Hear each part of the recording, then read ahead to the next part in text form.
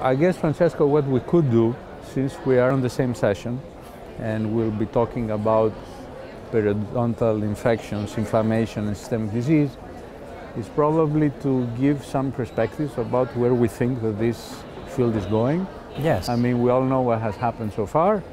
Let me remind everybody that a few years ago, there were quite a few people that thought that this field was totally dead, because there were a couple of randomized controlled trials that had not resulted in the outcome that we had all hoped and anticipated. So, what's your take? What's going to happen in the next 10 years? I think it's an exciting time because, as you correctly said, we've lived the moment of having a difficult time of convincing funders and public health groups to research in this area, but we maybe have a window of opportunity now with the results that we have seen so far to convince and run trials to change potentially oral health in larger groups of people and see whether that translates into a greater benefit rather than just oral health. This is not going to be free from challenges. I think the next challenge is not to convince people that these studies are warranted, is whether we will live up to be able to do them in a reasonable amount of time, in an efficient and cost-effective way, which in dentistry is a first, because I don't know of any long-term studies that have been able to test hypotheses in such long-term. So it's interesting because you mentioned randomized controlled trials, or trials in general. Yes. Do you believe that this is the appropriate next step? As a researcher, I think it would be. If public health providers consider sufficient the evidence we have up to now to change practice and integrate dental and medical practice, then I don't think we need any more research at this stage. We just have to have the goodwill of all the stakeholders to say, let's implement new pathways for changing the way a patient, for instance, is treated within a health service. Now, every country will be different. I don't know. What do you think about the US? The US has been interesting because clearly you had very large studies funded, not necessarily positive results. Maybe now a renewed interest because other groups have put again the questions of whether it's worth investing in oral health, maybe for a saving in medical health. I mean, as you said, I mean, there have been these negative trials, and I think they've had a chilling effect, and understandably so, because they cost a lot of money, and in today's world, people are very interested in translation.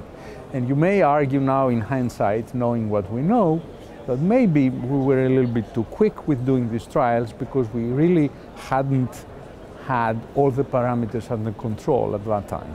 I mean, again, what we're going to discuss in our session is what we've learned from the lessons from the past. And I think we've learned quite a few things that enable us to design better translational interventions. So, you know, it's always easy to be smart after the fact, but we are where we are.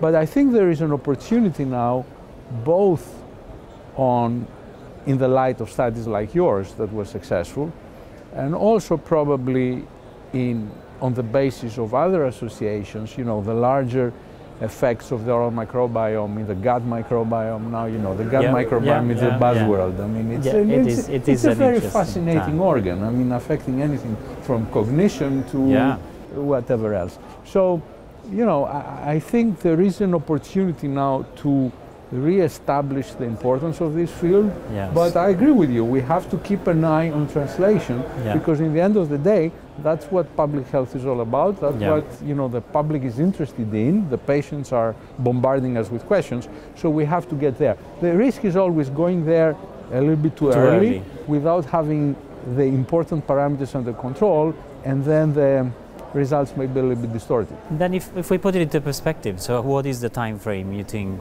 we would need? If we had all the funding support in the world, the goodwill of all the stakeholders, what is our time frame? Because everybody looking at us will want quick answers. I mean, will want to have that final answer and say, I can talk to my patient and say, you're going to have a benefit if you have periodontal treatment or not. Is it 5 years? Is it 10 years? It is dependent on the outcome that we're going to deal with, because if we're dealing with adverse pregnancy outcomes, by the nature of the problem, the time frame is shorter.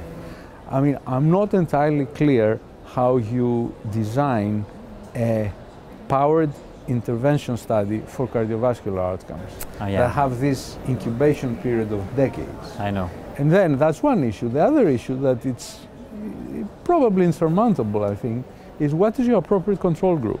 Yeah. Because if you diagnose people with disease, you know, there's certain elements that you have to respect. That is the ethical treatment for your control group. And then expecting that an intensive intervention will have an effect above and beyond the standard of care in the control group, yes, it's very difficult. And multiply that by some decades to show your outcomes, that's probably a difficult thing to tackle. I believe that the adverse pregnancy outcome studies, as a proof of principle and very important from a public health point of view, can be re-engineered and redesigned in a smart way, keeping a short time frame. I mean, you have to be a little bit creative of how you do it. Yeah, with a nice support from the medical colleagues, do you think that there will be? I don't think that our medical colleagues have ever been the problem. Okay, so we are all our own enemies at the end of the day. Wouldn't you agree? I do. But you know, I'm an optimist, so I try to sort of go back to reality sometimes. You mentioned cardiovascular outcome. No cardiologist will ever be convinced that they need to speak to their patients unless they see a 5 or 10 years study of the same number of patients. But all the questions you raise are absolutely true. Imagining a 10 years intervention trial with whatever treatment in the, let's say, test group is considered, it's very difficult to have it feasible, cost-effective, within a global scale rather than a single country. Because it could be valid, you know, in a health service that works very well. I mean, a Swedish system or a UK system might not work in the US or in any other European countries as such. That's why I'm not sure I would start with that particular outcome, because I think it's the most difficult one. Okay. But so again, I need to change my research then. I need to come and do some research in... unless you have a very smart idea. I mean, you know, I think your study has been extremely important because you dealt with the field that was based on the largest NIDCR funded study considered a dead end, and you produced data that said that if you persist, you do a better quality of periodontal care and you wait another 6 months, you have an outcome. But your outcome was HbA1c. It was not mortality. So it depends on what kind of, you know, what kind of data you're going to make in order to come up with that. So if your cardiologist wants to have mortality data based on periodontitis, I think we're going to have a difficult problem. Yeah, it's going to be a long time. There are established surrogate markers. So at some point, somebody could be convinced that doing a very well powered study for an established surrogate marker is as good as it gets, because then you can make the inferences that if I modulate this, I have all chance in the world to improve the outcomes. So it's a bright future right now compared to 4 or 5 years ago. We are now in a better position. I think we have that window of opportunity over the next 5 years. And again, I don't know, obviously everybody carries their own biases, but one of the fields that I find increasingly interesting is the whole concept of infection, inflammation, and cognition. Yes. And you know, the very recent paper that was published by a group of neurologists and periodontists about, you know, gingiva in the brain, I mean, you know, that could very well be a game changer. It would be. Because it provides mechanistic elements, it provides, you know, histological evidence, there is an animal study that's in the range, and actually those people are doing a randomized control trial now on antibodies. So, you know, I think there is a lot of good stuff that is expected to come out in the next few years or so. But again, science is never moving, you know, linearly. Yeah. And I think the best we can do is learn from the lessons from the past. Absolutely. I think we are on an upward trajectory now, at least. I totally agree.